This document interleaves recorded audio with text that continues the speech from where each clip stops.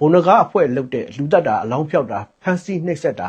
မရင်းကျင်တာတွေအပါအဝင်အမှုအမြောက်အများကိုတိုင်ကြားထားတာရှိရင်ဘာလို့များ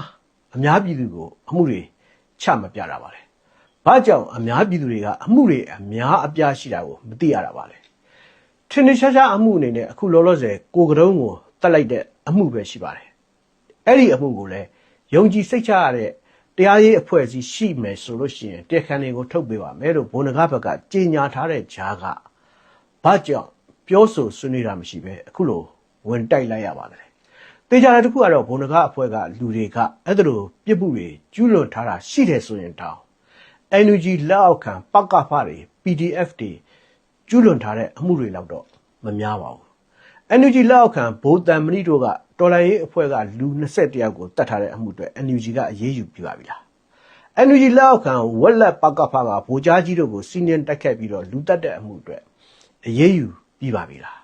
အမျိုးသမီးတွေကိုဖမ်းဆီးချုံနှောင်ပြီးတော့ပလဖတွေကမရင်းကျင်တဲ့အမှုတွေအရေးယူထားပါတယ်လို့ပြောပေမဲ့ပလဖယုံထဲမှာမရင်းကျင်တဲ့သူတွေလွတ်လွတ်လပ်လပ်သွားလာနေကြတာကဘာသဘောပါလဲ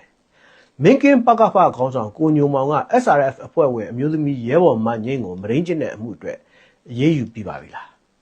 ထောက်ပို့တယောက်ရဲ့လက်ထဲမှာပြောင်းတူတနက်တလက်တွေ့လို့ဆိုပြီးတော့သူ့အဖေနဲ့လူမမယ်သားလေးကိုပြန်ပေးဆွဲပြီးတော့ငွေနဲ့ရွေးခိုင်းတဲ့အမှုကိုရောဖြည့်ရှင်းပြပါပြီလားပဲခူးတိုင်းရေဒါရှည်မြို့နယ်ကိုပင်တာကရလဲပြင်းမရွာကဒေါ်စန်းမြင့်ကိုပဲခူးတိုင်းစစ်တေတပ်တပ်ရင်း3931တပ်ခွဲ9ကဘူကျက်သွန်တဲ့အဖွဲ့ကတပ်ဖြတ်ပြီးကားတွေရွှေတွေစံအိတ်တွေစပားအိတ်တွေကိုယူသွားတဲ့အမှုကိုရောရေးပြပြပါပြီလားဒါကလူတီများထင်ရှားတဲ့အမှုအနှဲငယ်ကိုပဲပြောပြတာပါအဲ့ဒါလို့အမှုပေါင်းမြောက်များစွာကို NUG လက်အောက်ခံပကဖတွေကကျူးလွန်ထားတယ်ဆိုတာတွေဟာလူသိရှင်ကြားပါသက်ဆိုင်သူမိသားစုတွေခံရတဲ့သူတွေကိုယ်တိုင်ကပြောပြထားလို့မီဒီယာပေါ်မှာသတင်းတွေတက်ထားပြီးသားတွေပါအဲ့ဒါလို့အမှုမျိုးတွေအတွက်တခြားတော်လှန်ရေးအဖွဲ့တွေကပကဖတွေ PDF တွေကိုဝင်တိုက်ပြီးတော့ဖမ်းဆီးအရေးယူတာတွေလုပ်မယ်ဆိုရင်ကိုရော NUG ကလက်ခံမှာပါလား